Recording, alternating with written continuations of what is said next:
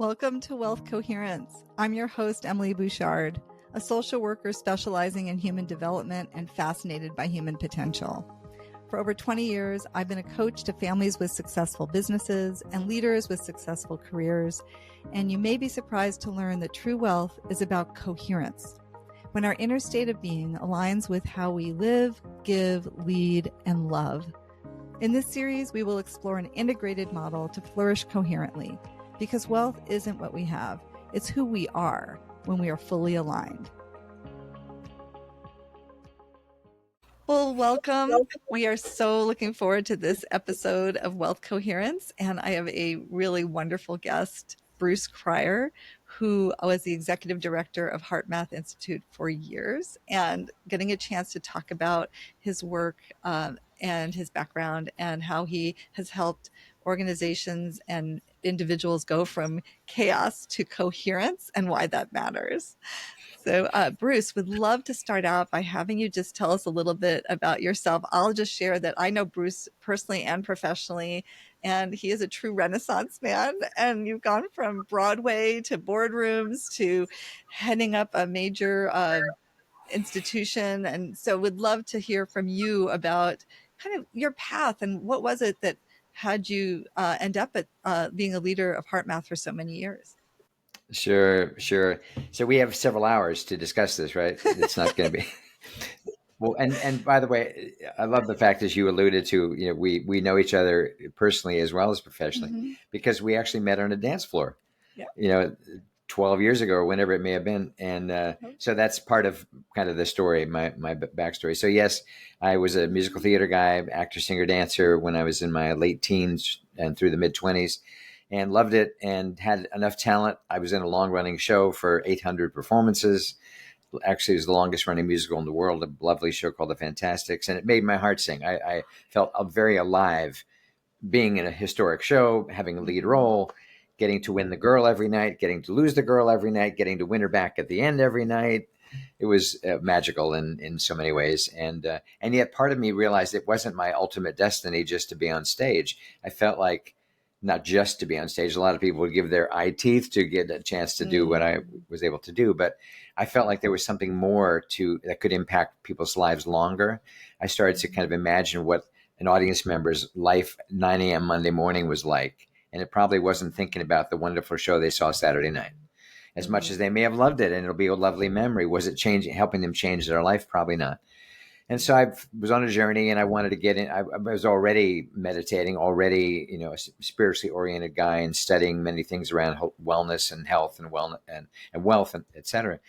And it brought me to California. I moved here out to the Bay Area many years ago and began a journey of understanding more about myself, but also, therefore, humanity. How are we all doing and how can we impact people's lives and our own life in profound ways? And that took me down nutritional paths, and it took me into holistic health and wellness paths and stress management paths. And then, as you mentioned, HeartMath Institute, I had the good fortune back in 1980 to meet the man who 10 years later would found HeartMath, Doc Childry. And so I was part of the original team and found a real powerful home there, because my own skills as an educator, as somebody who can explain things sometimes in very entertaining ways, as an actor, singer, dancer, other times just in a more educational, meaningful way, it all kind of came together in the years with HeartMath. And I love the whole concept of coherence, and to discover that your podcast was going to have the word coherence in it, I thought, okay, we get a little credit for that. Because it was back in the early 90s when we were exploring the intelligence of the heart, trying to understand why. I've done this thing in audiences all over the world on 4 continents. I'll ask people to point to themselves, and 99% of all people all over the world, no matter age, gender, religion, ethnicity, point to the center of their chest. Right, to the heart. Yep. They don't point up here. Those that don't point there, that's where they point, somewhere between the jaw and the skull, top of the head. But we intuitively believe this is the center of us. And so HeartMath was set out to believe, to test that and try to prove it using mainstream science, Western science. And so along the way, we discovered that part of what is amazing about the heart is that we can get it into what we call a coherent state, which is how you feel when you're looking at a sunset or watching a puppy Mhm. or a baby, or those moments that are magnificent emotional moments. We discovered your heart is also beating in a very different pattern. It becomes this what's called a coherent wave. And it happens when we're feeling love, compassion, joy, humor. It doesn't happen when we're feeling stress, worry, anxiety, pressure, overwhelm. Mhm. The heart's beating in this crazy pattern, chaotic pattern.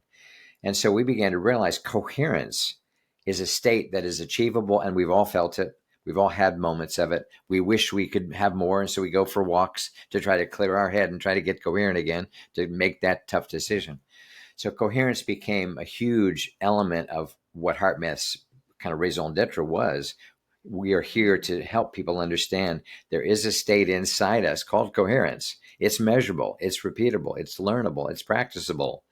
I'm not sure that last one was a word. Um, and we can develop it. And so that became kind of a Mhm. passion for me in all the years, 20 more than 20 years with HeartMath. Yeah. And even since I stepped down as CEO back in 2011, it has never left me, this idea that Yeah. coherence is always worthwhile as a journey. I love that we're going to get to talk about it. And I think practicable needs to be a word, because one of the things that really matters to me is much more so than research and science, which I'm so passionate about, is like, what's the grounding behind this concept? But how do we put it into practical use? How do we apply it in our lives? How do we Exactly. make it so that we know? And I guess that's my first question, is how do you know when you're in a place of incoherence, and how can you get into a more coherent state? And again, why does that matter to somebody to do that? Like, why would you not want to be in one state versus the other? Well, let me put it in sort of from the negative standpoint first, in a sense. So many of us can relate to a time we made a bad decision or said something we will regret for months, if not years. And when Mhm. we tune into what was our state when we made that bad decision or said that thing that was kind of, how could you say that? Don't you understand the harm that could cause to that other person?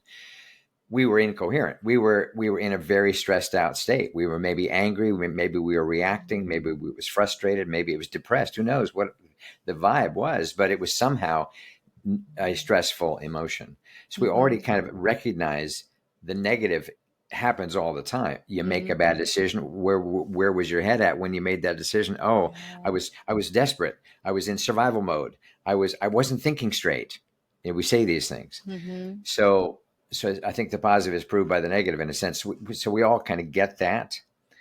And so then the opposite was like, we also know that most of us have something we do. We say, give me 5 minutes. I'll come right back.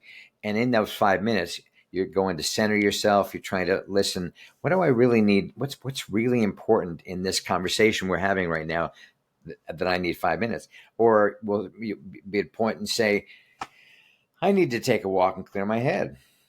Or I need Mhm. to let's go on the. Can we just talk about this on the beach? Assuming you're near a beach, Mhm. because we intuitively know that we need to change our state sometimes in order to think better, make better decisions, be more responsive, listen better. So we know that we didn't have a word coherent for it necessarily. We didn't have data to support. Yes, you do. Your thinking will be better if your emotional state is more Mhm. harmonious. But I think that's the bottom line. We know the reality. We know that some of the best decisions are when we have stepped back, when we have paused and said, wait a minute, what's the best here? What's the best for everybody, not just in this moment, what feels right to me? So I Yeah, think and the it's proof is kind of in the pudding of our lives, actually, already. yeah, and I think that it's such a great way to operationalize how to dance with our emotional state, right? So, uh, and let's talk a little bit about coherence as it relates to money. So there's so much emotion and charge that can happen when making a financial decision, or when you're looking at the markets doing what they're doing. And oftentimes that can create that incoherent state with a lot of worry, stress. Am I going to make the wrong decision? Am I going to, is this going to end up being too risky? Like, there's so many different emotional parts to it.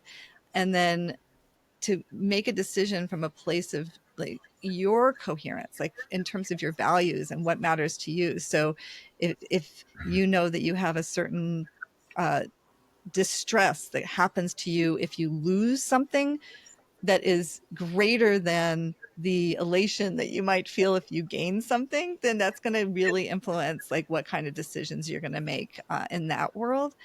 Do you have anything you would add in terms of like when you've worked with people that need to get in touch with and, like you said, ground yourself before making a really significant decision that's going to have a impact for them with their investing or their finances?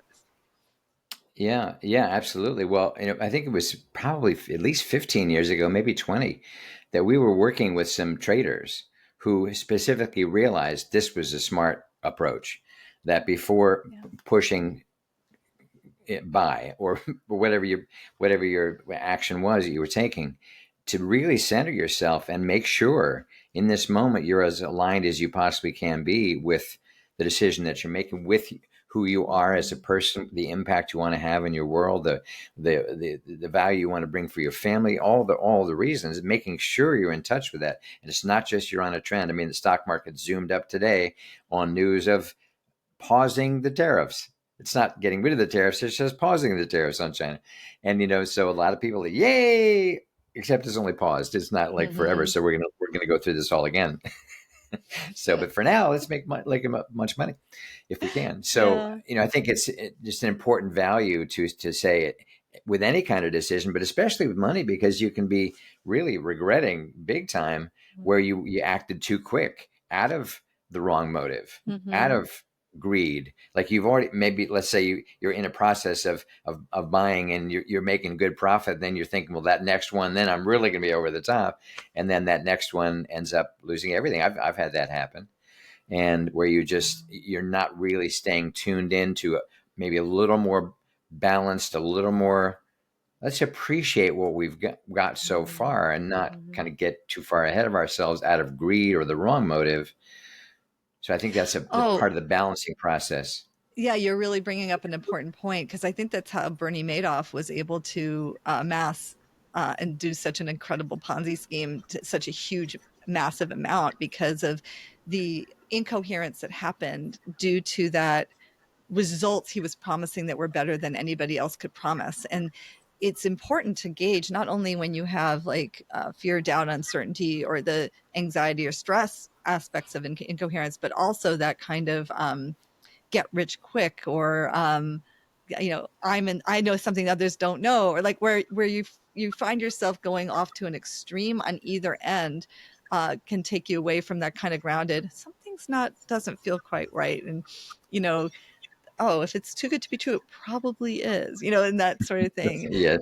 And I'd love to ask you a little bit about how you have developed ways of grounding yourself and bringing yourself into coherence within your life and what you recommend to people that you work with.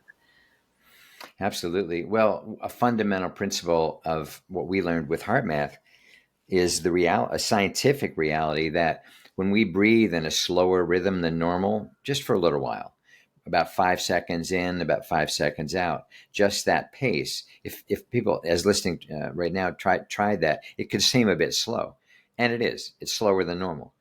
There's a reason that rhythm works so well. At that rhythm, scientists way before HeartMath came along discovered that your heart and your breath synchronize when you're breathing about 5 seconds in and 5 seconds out. And they gave a name to that. It's a complicated name, respiratory sinus arrhythmia. It means things are aligning. They're synchronized. It doesn't mean you can walk around. That's too slow to walk around all the time. But I will take 30 seconds before a challenging phone call. I will take a minute and do that before I'm making a presentation online or in person. I will do that to make sure I am centered, to make sure my heart and my brain, those two extremely important systems, are working together, not Together. at odds. Sometimes our mind is telling us one thing and our heart's screaming another. They better Mm-hmm. get together, because if you're making a decision based on one and not the other, good luck with that. Yeah. So getting them working together is the point. Mm-hmm. So a simple way to do this is just to breathe in and out. You're not holding the breath. It's not some weird 4, 7, 8, 9, 12, 2. It's just 5 and 5. but you're doing that kind of in and out through the heart. And why we say the heart is because I want to make decisions that would benefit my family, not just the moment of feeling like I'm on to something. I made a great deal. I want to make sure that I'm doing this for Mhm. family, for humanity, for the people that I care about in my life, not only for this moment of excitement that I'm doing some incredible deal. So Yeah. that's one thing for sure. A second thing is, if you're in a place where you can get outside, do it more. Yeah. We're living indoors like crazy because we're online all the time, and we Right. stay indoors, and that's not helping us. The energy of nature, the energy of sunshine, the energy of a breeze on your face, the energy of a flower. We have last night it rained here, and so everything there's water droplets on everything, and the sun's out, so there's like sparkling everywhere outside. And So magical. why am I saying that? Because when we are fully ourselves enjoying life, the quality of our Mhm. decisions tend to be much more balanced. If we're operating so much from desperation or scarcity, the Mhm. quality of our decisions are liable to be tainted with that. So being outside more, stepping outside to think about, stepping outside to make a phone call, stepping outside to walk with somebody for a meeting instead of staying in an office the Mhm. entire time to meet. All of these things Yeah. can refresh our system and therefore our thinking. What's so great about that is they're both totally accessible and they're free, Yes, right? You can breathe slower anytime and more intentionally, and you can go outside. I don't care if you're in a city or in uh I'm in a rural area, but like there's always a park. There's always someplace you can go, just getting out and looking at the sky while you're breathing. And I love the idea of consciously and intentionally slowing down, like when you slow down your breath, because a lot is coming at us, and a lot of it's coming at us from a place of psychological manipulation to get us to do things from a place of incoherence. We see it all the time with scammers and with sales tactics, like this: you have to act now, or you're in yes, danger of something happening if you don't do something right now. And if your first moment is to stop and take a breath and get back into that coherent state, that, I mean, the brain chemistry is extraordinary around this, right? Like our amygdala in our brain, this like survival little lizard brain in our brain, is like thinking we need to survive and we need to act really quickly, and it's a very incoherent place to act from. And that's where those exactly. regrets come from that you were talking about, versus taking that breath.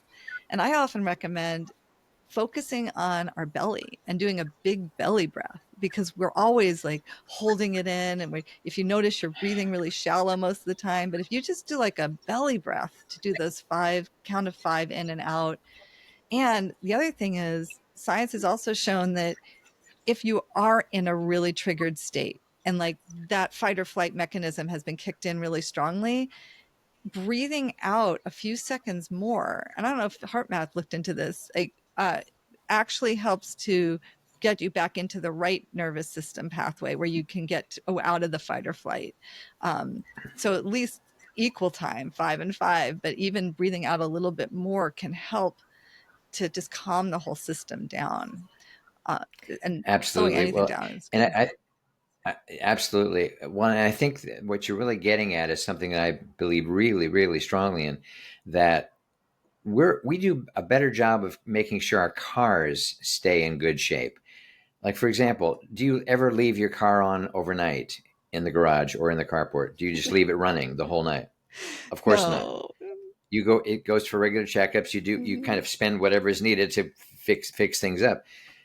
We, on the other hand, let ourselves keep running and keep running and keep running, and so it's hard to fall asleep many Mhm. times. Or we wake up at 2 in the morning, we're still running, or with that Mhm. thing about oh, it's Monday. Oh yeah, that means this, and this. Mhm. We're running, and I think there's so much science now that's come out showing we have got to learn to slow down. We are operating at very inefficient brain waves a lot of the time, thinking we're doing great because we're running so fast all the time. Really, you really think that's the way to live? That means all the heartbeats that you have potential are being used up quicker. All the breaths you have are being Mhm. used up quicker. That's Mhm. really not the way to do it. But more important even than that, I mean, I had a profound experience one time with breathing when I had COVID the first time. And through something called, I now, it's my own version called, I call a wave of relief, where you're, as you breathe in, you're imagining the wave of energy come in. And then as you release, it's like a sigh of relief. Oh, just letting it go, just letting it go. But you let it go to the sea. So the sea pulls out the negative energy, the stress, the worry, the desperation feeling. And I had COVID, and my body was, I mean, very high fever. I had intense, it was the most intense physical thing I think I'd ever experienced. And I'm a cancer survivor, and I had double hip replacement. I've had intense things, but this was another level. This was, next level in terms of intensity in my body. And I realized I had to get to a deeper state of rest, or my own healing capacity, what my body is capable of doing, could not come forward. I was smart enough in that intense state to say that 8 hours you just got, that didn't do much for you. You were not really resting. And so I took myself into this wave of relief, feeling like a 4-letter word, just letting it go, just letting it go. After a couple of minutes, I don't even remember how long, because I fell asleep fairly quickly. This was 6:30 in the morning, having just had 8 hours of sleep. I fell asleep for 2.5 hours. And when I woke up, I wasn't like completely healed. Don't get me wrong. However, the change in my body was like the intensity level, which had been at about a 12 on a scale of 1 to 10, was now down to maybe 5. I could not believe how much better I felt. And it's because my body had really gotten into a state of rest. I had to do that. I had to unplug and allow my system, through something our body already knows to do, just let go. Athletes know to do this. Pick a sport, a gymnast, before they do their routine. They do that. A baseball player, a basketball player, a tennis player, at some point, you're going to see them do that. They know you got to release in order to refresh the system to be able to go forward. So that's what we have to do. We have to be able to get to a still point, have to be way slower down for a while, because it's when we have slowed down enough. Now, the systems in our body that are incredible, they can now be in charge of the recovery, the restoration, whatever is needed. So now we can make a better decision. Why do you think martial artists are all into, fundamentally, it's all about getting extremely still, so that you have so much more awareness than if you're running around like this all the time, thinking you're aware all the time, but you're actually in a blur. You have to get stiller and stiller, and that's a practice, and it's fun, because it's like, well, how still can I get? Because when I'm still, then I'm not wasting all this other energy. COVID made it really obvious. My body was fighting like crazy. I did that process, fell asleep for a couple hours, woke up feeling like, wow, the fight, the virus is still there. It wasn't gone, but man, the recovery was relatively easy. Yeah, you're really highlighting the importance of, I often use the phrase no body, nobody. And, it's like when we really tune in and allow our bodies to have the rest that we need, the body is extraordinary in terms of its ability to repair and heal and shift, Exactly. and getting out of that stress mode and getting out of our heads and into our bodies is extremely important for that. And I love that we can again do Exactly. that with the breath. It makes so much sense. And I'd love to ask you a little bit about, you've written a book on From Chaos to Coherence for leaders, and you've worked with organizations. And I think it's really important to spend some time in terms of how to think about these concepts from a business perspective, from a leadership perspective, and why what we're talking about matters in those instances. Back in 2003, I was asked to write an article for the Harvard Business Review around exactly what you said. And the book of the name that you just referred to, From Chaos to Coherence, The Power to Change Performance, that book I had written a couple years earlier, and that was getting some attention. And Harvard said, can you write an article about why stress is harming executives in terms of their decision-making, their leadership capacity with teams, let alone their health, let alone their families. So we talked in that article, talks about this oil company executive. We were working with a number of huge companies at the time, a couple of them based in the UK, both in the oil business. Oh, okay, that would be either Shell or BP, right? One of those. And so this executive named Nigel was a classic case of everything was breaking down. He was running his system way too hard, wasn't understanding how to manage the stress and the pressure that he was under, and that was impacting everything. His team didn't want to work for him. The performance of the team wasn't good. The family was unhappy because he was running around like crazy and working all the time. And little by little, he began to practice this idea of slowing yourself down. Not the entire day, by the way. You're not slowed down the entire day, and not. But if you don't slow Yeah. down for periods of time to allow the regeneration to start to happen, top up the resilience a little bit by slowing down, like you just said, it doesn't really work. And so that article became. It turns out it was one of the most popular articles they had on the topic. And then 12 years later, they reprinted it because it's called "Pull the Plug on Stress," HBR, Harvard Business Review. And so in those years, from the mid '90s for the next 20 years or so, I did a ton of work with executive teams all over the world, from the main board of Cathay Pacific Airways to main board of Shell, BP, Unilever, Motorola, many world-class companies. And basically, a lot of the message was, folks, mostly men leaders, of course, you guys, you're with this mindset that, well, if they can't hack it, we'll just fire them and get another badge. Well, that is such an old fashioned, inappropriate, and really wasteful strategy of how you're dealing with the stress that people are naturally under in life today. Pick a topic. And so we developed this model that I called IQM, Inner Quality Management. And basically it was saying, if you want to have successful corporations and you're ignoring the impact on the individual, good luck. Good luck to you. It's not going to work. You will have short-lived gains. You can have a fantastic quarter, a fantastic year. Your shareholders will be loving it. But if you are in a mill of just feeding them in, spitting them out, if that's the vibe, it's not going to be sustainable. The quality, the atmosphere of the workplace will be so negative and so stressful on people, they're not going to want to stay there, or the quality of their work's not going to be there. And so inner quality management is a model. The book from Chaos to Coherence writes about it, where we start with the individual. We say, look, we are all under pressures that are beyond our control. And the average executive can be so superficial. They forget that's a human being. What if their parents, that person that's the middle manager, what if their parents just found out their Social Security payments are not coming after all?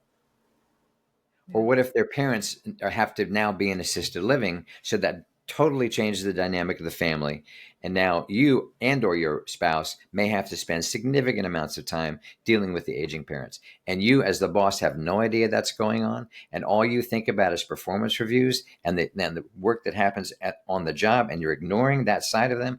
Well, good luck having that employee ever feel loyal to you, or putting it in the extra. Because so, I think there's a lot. I mean, this could be hours and hours of cool conversation, but I think the point really was we have to pay attention to the individual. We have to give them tools to manage the multiple stresses out of their life, because we are expecting out of them the prime hours of their life. Yeah, We're we have expecting out of them at least 40 hours a week, if not more, the prime hours of their life. And on weekends, a lot of the time, and outside of normal work hours. We're expecting an awful lot. And to not give them tools to help them manage life in such a chaotic, uncertain world as we live in today is kind of like cutting off your nose to spite your face. Like, you're not going to help your people, and yet you're going to wonder why they quit. Yeah. So that was kind of the beginning. But then we said, okay, now once you've got some edge up, and the company recognizes, yes, the needs of the individual do matter, then how do you apply that to creating coherence in communication, in meetings, in one-on-one? We all need to slow down, partly so we can really listen to the needs of people that report to us, not just always be dictating and telling them we know what you need. You need to really listen. That means slowing down. That means not feeling like I always am the smartest person in the room. Leaders, anybody listening to me right now? Any of you feel that way? Like you're the smartest person in the room a lot? You may be, but that's no attitude to have for other people to want to share. So the Mm, communication aspect is a big part of this. Then we took it into, and then think about it now as teams. And we came up with this idea of an emotional virus that many times I've seen so many organizations, including even to a small extent in our own in HeartMath, where teams are pitted against other teams or divisions. mhm. Everybody hates HR. Yeah. Well, how do you think they feel about that? Everybody hates ops if you're in sales. Everybody hates marketing if you're in sales. Everybody hates. There's divisions that end up being incredibly wasteful. Everybody's stressed out. Nobody's operating at full brain capacity. The heart and brain are not together Mm, because there is an environment of contention and maybe even aggressive behavior or kind of vengeful behavior from time to time. Oh, we're going to show those salespeople. We're going to throw this policy in. We're going to force them. What? How is that a good idea? So yeah. this whole idea of a virus being like an emotional thing where you infect. Now all the salespeople hate operations because of that policy. Well, okay, you better figure that one out because that's just not going to work. Customers are going to feel Mhm. that. So Yeah. the book is really kind of looking at this concept of coherence, saying we got to start with the individual because that's all we can really be in control of. Mhm. But then we have to extend that to what's the quality of our interaction, our meetings? How can we make them more coherent? What about the climate of our teams? And then what about our strategies? Coherence is a wonderful metaphor for all of these. Mhm.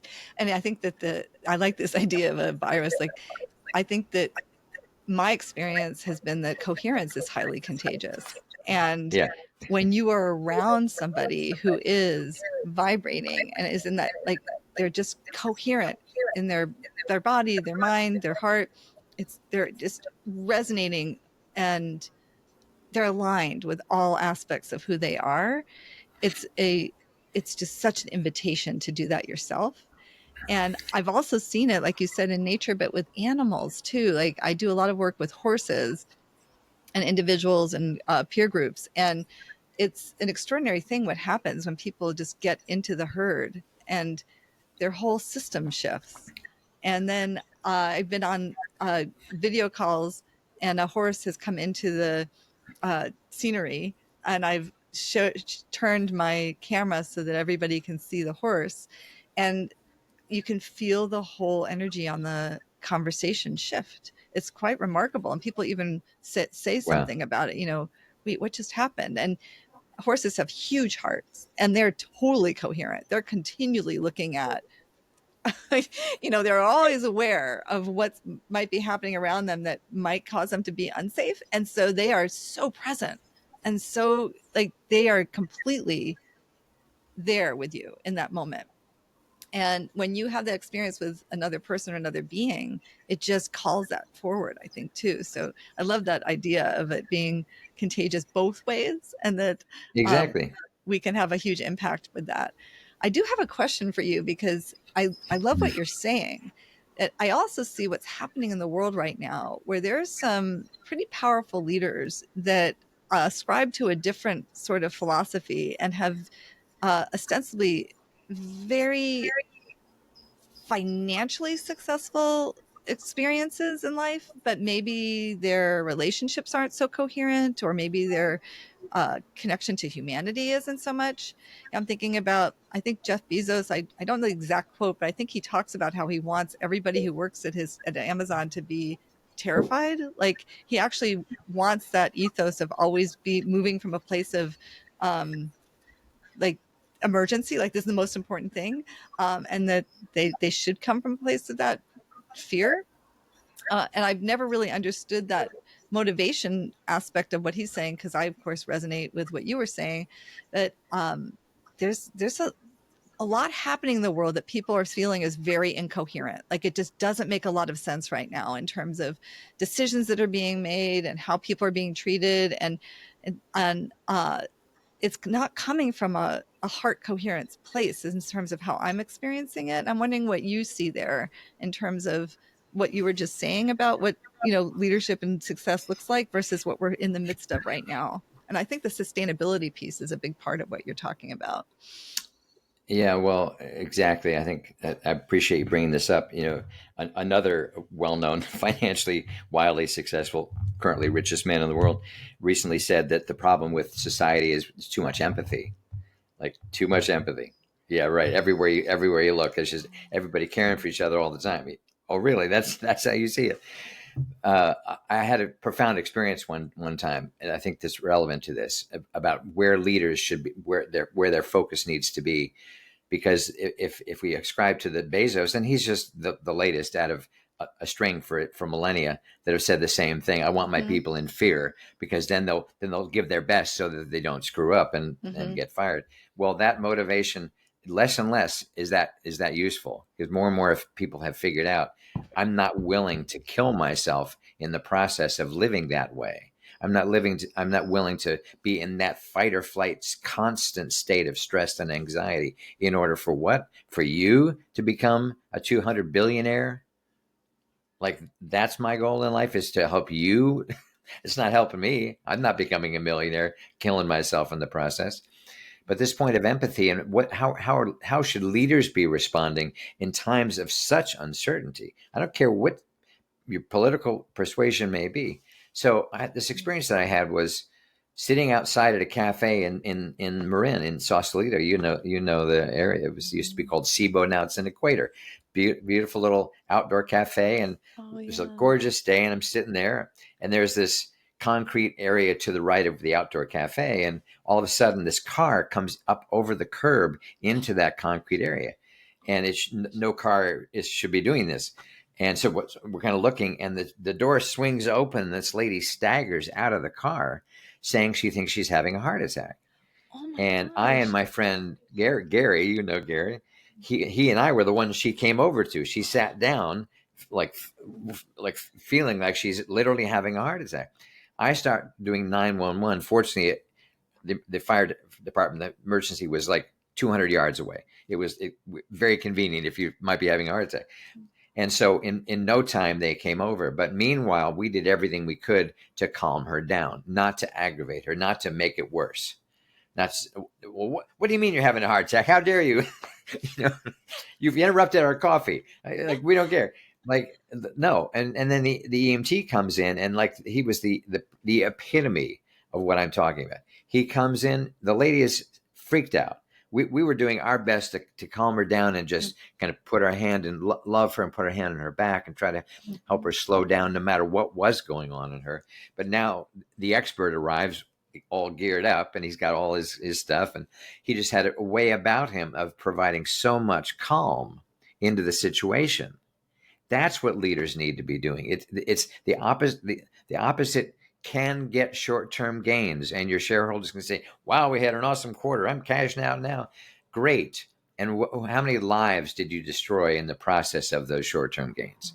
So to me, there you can't have it. You can't have it both ways. And so, but it just, to me, it's how much sense that old version of leadership makes is running really thin now, because you realize how many people are just out for themselves.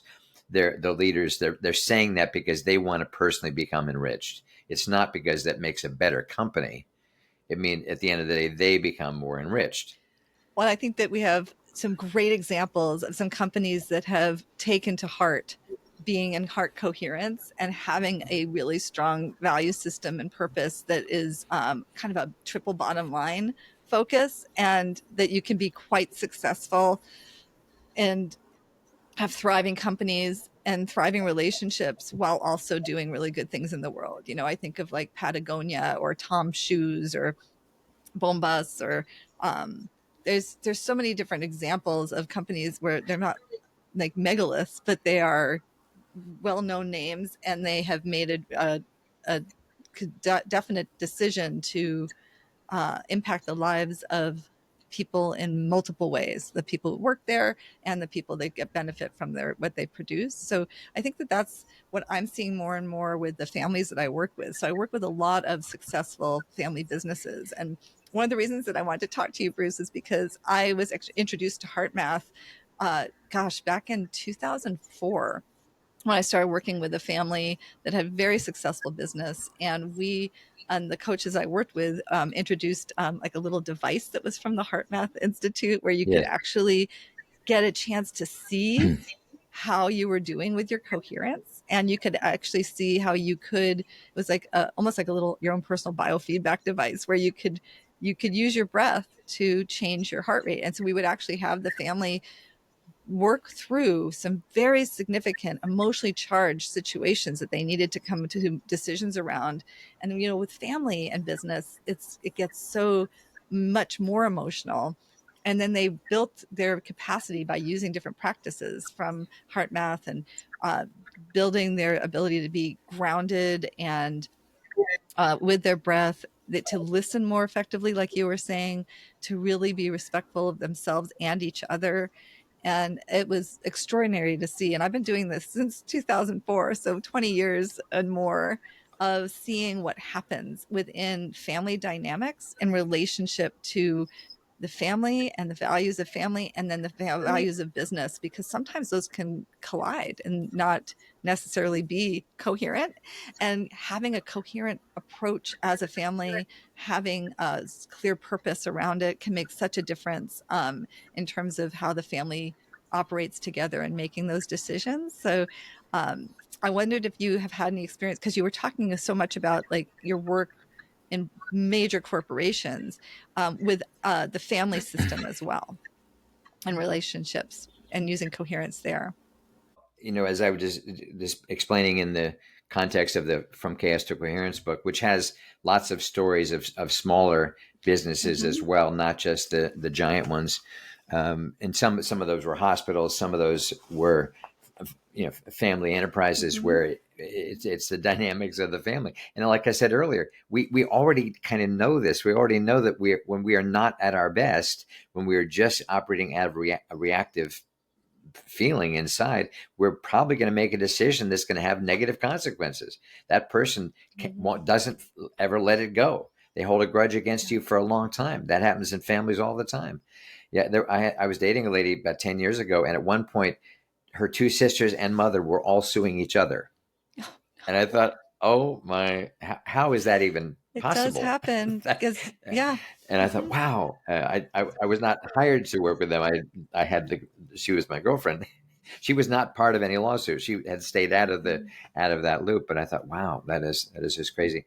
But yeah, I mean, I can think of one company in particular where it was a family owned business for 20 or 30 years, and the man who was running it was mostly him, but he was going to bring his brother because the father was kind of in the process of exiting, but now the younger brother was going to come in an executive role, and then they were also hiring somebody else, and he wanted to make sure he was really kind of doing things well because he didn't want to kind of fall into some of the traps of what the family had previously. So he wanted everybody to get these tools because it was kind of like, when I say these tools to help us catch the stress response, shift it through our breathing, through having more gratitude, more appreciation, slowing down so we can really listen to an employee who's troubled. Anyhow, it was a very useful process because not only was his brother coming into a set of tools that Mm-hmm. could help him,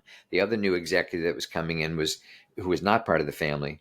She was being brought in, so there wasn't any sense of us versus them, the family versus the outsider, because there's that dynamic Oh, that yeah. is at play a lot of times. I'm Mm-hmm. sure you've dealt with that a lot, where you've got all the family members, but then the ones that aren't the family members that are in significant positions, but aren't there at the family dinners when decisions might get made. There are all Mm-hmm. these dynamics that can be highly sensitive and highly challenging. So to me, I love having had this training for so long myself. How I've trained myself to think about other people.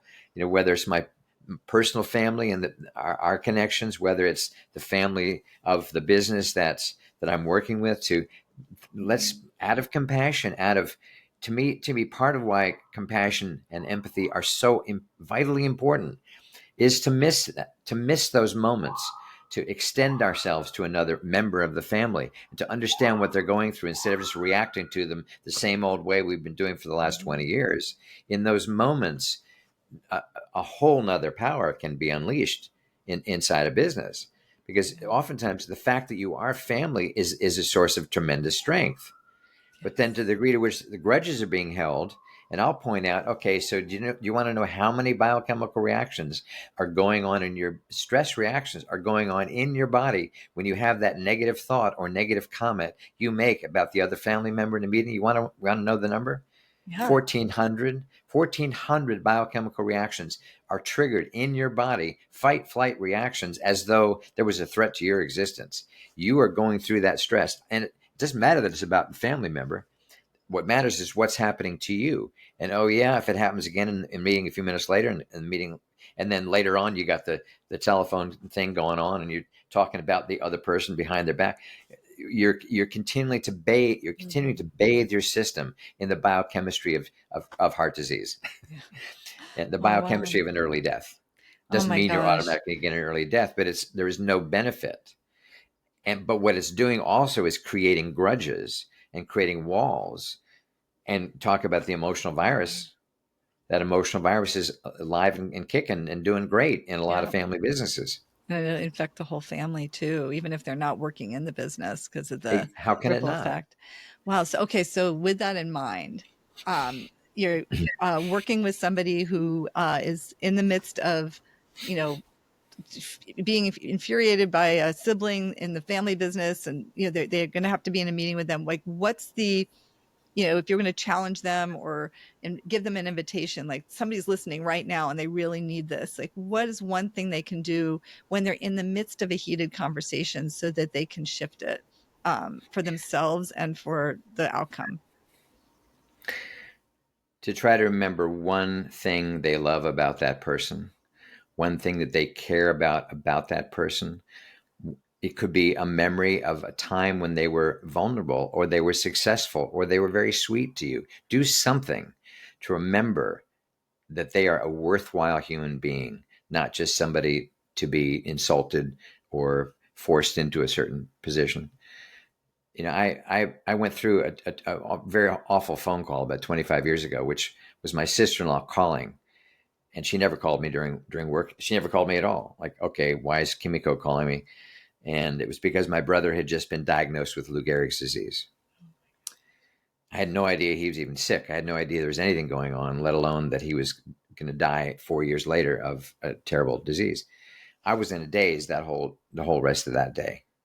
I don't know how I came across around the office, but people could easily judge me for, wow, what's with Bruce today? Was I about to tell everybody? No. Was it easy for people to judge me? Maybe. My point being, we can judge other people so easily because of things they've done or how they appear to be acting and not having a clue what's going on. And especially it's challenging with families because you feel like you know them so well. You've known them their whole life. But do you really know? Of course not, because you don't live inside them. So it's to have the humility and to recognize this is a loving, growing, caring person, even if their behavior right now seems unthinkable or seems like it's got to have a consequence. All that's true, but you can still have your own heart alive towards them. They're Oh, still a human being. I love that. And one thing I'll often give is like an analogy that can help somebody understand what you're saying. And so it's, you're in the midst of something, it's a family member, they're right in your face, whatever it is.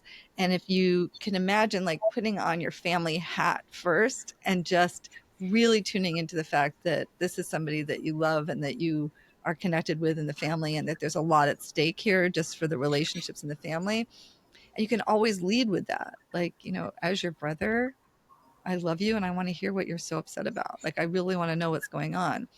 As the manager of a completely different division of this company that you've just stepped in and told somebody under my purview what to do, we have an issue that we need to address because it's very confusing. So there's like the way you can tap into both of those and allow for the relationship to be taken care of while you're also looking at the structure within the business, if that's the case. So I'm just thinking of like, an example that somebody might experience.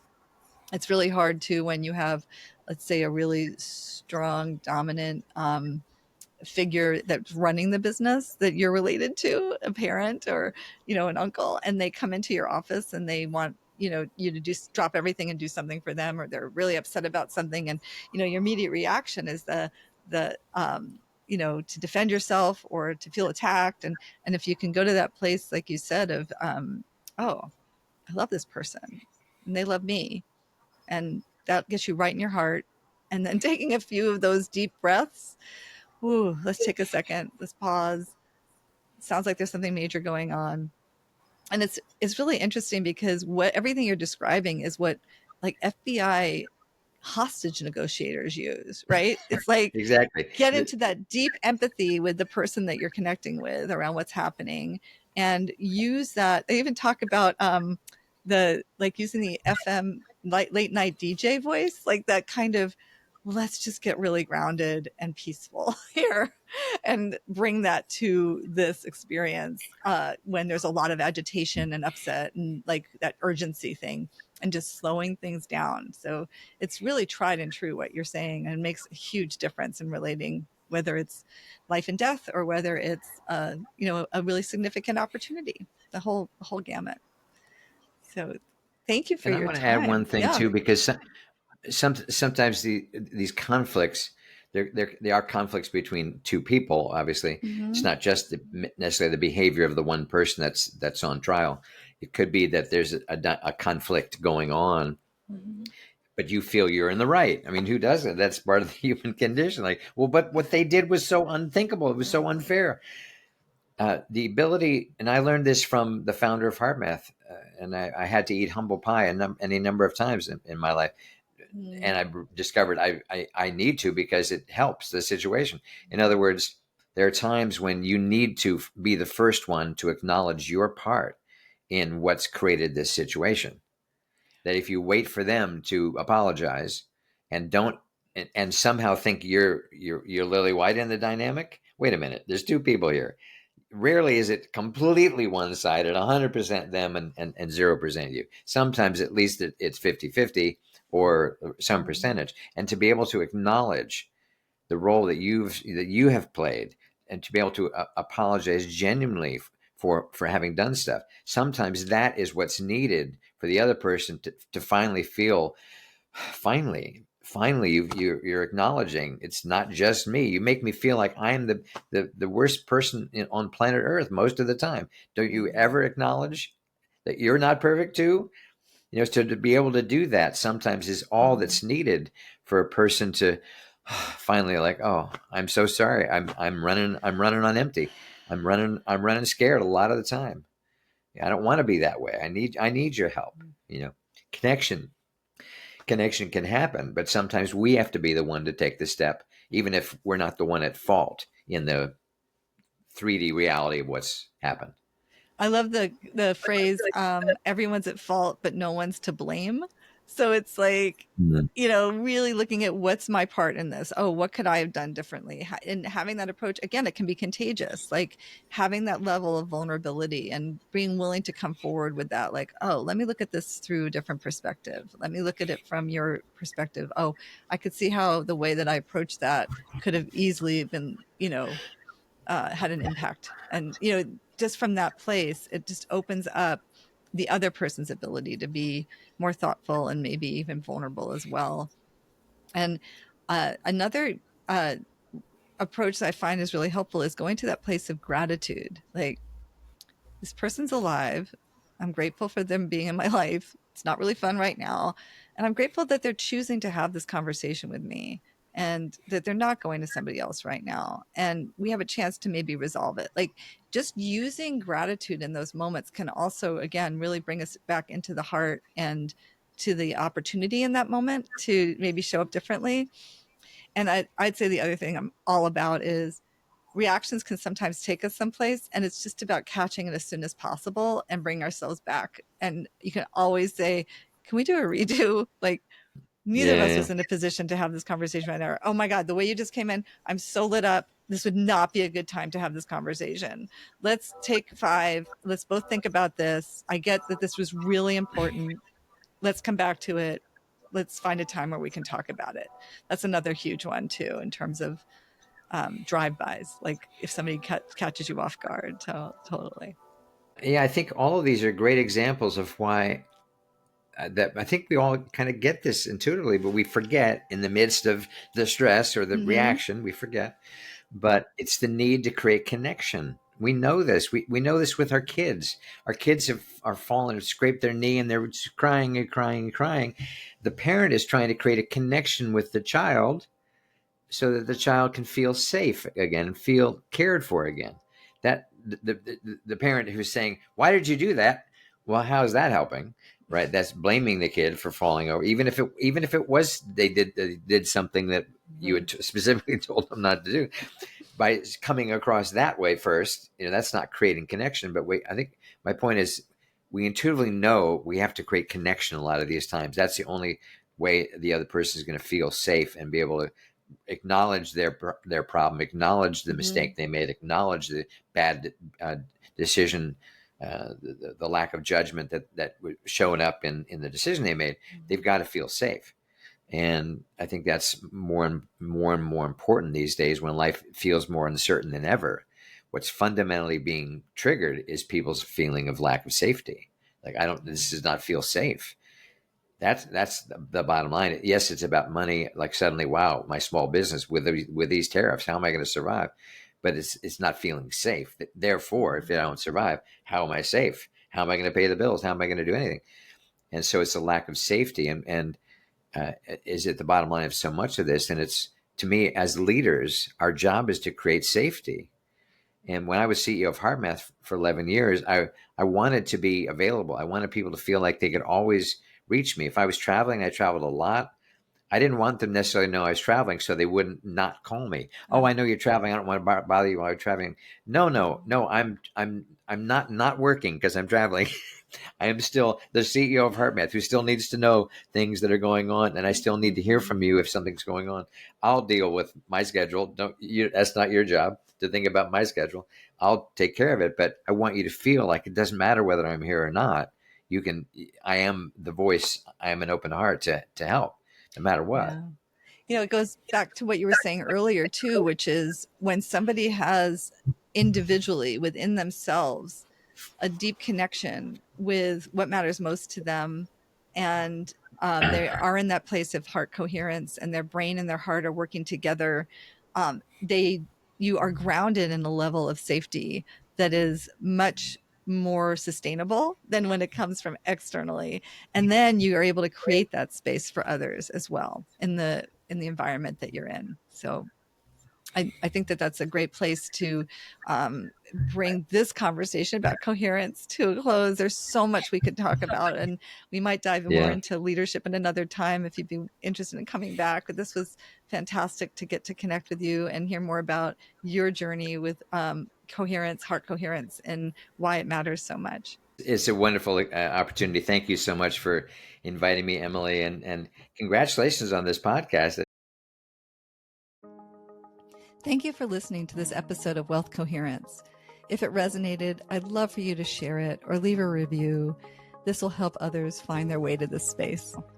And if you're ready to keep exploring what it means to live, lead, and give from a place of coherence, head to emilybouchard.com to stay connected. Until next time, be well internally and allow your external life to be the fullest expression of who you truly are.